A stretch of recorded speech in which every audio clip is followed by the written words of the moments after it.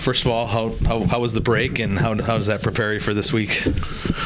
Break was good. The guys got some rest. We're able to focus on the academics,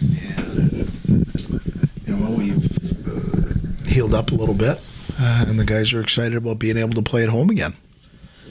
When you look at this weekend, do you go into it just what are you trying to improve upon as a team going into this weekend? Being the last home weekend and being where you are and in the standings and everything.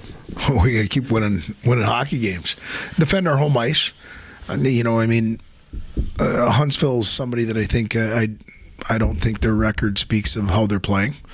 You saw the 0-0 game with Lake State, and I think Lake State's playing some pretty good hockey. So we're going to have to go out and just, when you come on an off week or a bye week, coming off of a bye week, I think it's really important to get back and establish what you want to do. Play with pace, try and use our depth to make sure that we get out and try and set a pace that's difficult to play against. The only way you can do that is if you have the puck a bit. And so we're going to have to be committed to go out and get it also. Second thing is defending. We're trying to become a little bit more detailed on our defending as a group, and so we've worked on that a little bit. We'll see. Usually coming off a week, you're energized, but it's tough to replicate Friday and Saturdays when you're off. So we tried to have a week where we had some rest combined with some pretty heavy workloads, and we'll see how that plays out on Friday. You don't have to necessarily go player by player here, and I know they're going to be playing here again in a couple of weeks for sure, but that senior group, just as a group, can you just talk a little bit about what they've done? Because, really, Edwin and Charlie being somewhat of an exception, but still have played well over 100 games here as a group, that they've really put together quite the resume. I think collectively almost 1,000 games, certainly 100 and some plus wins. It's over their 4 years have really done a lot together. A special group. Chemistry, I think, is real. It's unique. One, because when you bring in a class, or you have a class of 7 like that all of them have been integral parts to what we've tried to build here over the last 4 years in their time here. And they've done it a lot of different ways. You've got Rivera and French, who are 1 and 2 as far as penalty killers. You've got Mark Michaelis, Parker Toomey, Charlie Gerard, who are guys that are on our power play, and Mark does both. And then you look at Edwin Hookinson, who a year ago was one of the national leaders in block shots. He's a very selfless player, more of a penalty killing minute eater. But yet, as you can see, with him wearing a badge for our club, there's a lot that our group feels about him and in how he leads, not only in his play but away from the rink. And you look at that group as a group of 7. You add Ian Scheid, who's a guy that's scaring 100 points as far as a defenseman, and you look at them, and I just think they all bring different things to the table at different times.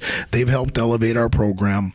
They've helped elevate our culture and set what the standard is, both on and off the ice, and couldn't be more proud of what they stand for and how they go to work every day and how they hold each other accountable, which makes it a lot easier on our staff to hold everybody else accountable. I look forward to what they can hopefully accomplish here at the end of their 4 years. And along those lines, Mike, as staff and as the head coach, your goals for the program, and with this group of 7, we talk about wins and individual stats, but the fact that they're all graduating, that's another thing here. The off-ice stuff with that group, it really is a special group. You can say it about a lot of your senior group, and of course we still have some unfinished business here because the season's not over yet, but off-ice, the contributions of those guys and maybe the standard they've set for the rest of the guys on the team. Can you talk about that a little bit too?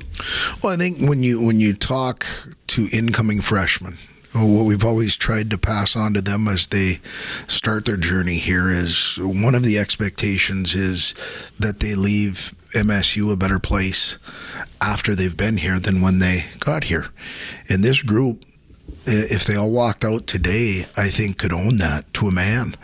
And so that's a pretty special piece. Second thing is when the community, our other students, our other student athletes, people within the area and surrounding areas have had touches with our guys, whether it's at the Anthony Ford event, whether it's going out and helping people in the community, youth hockey.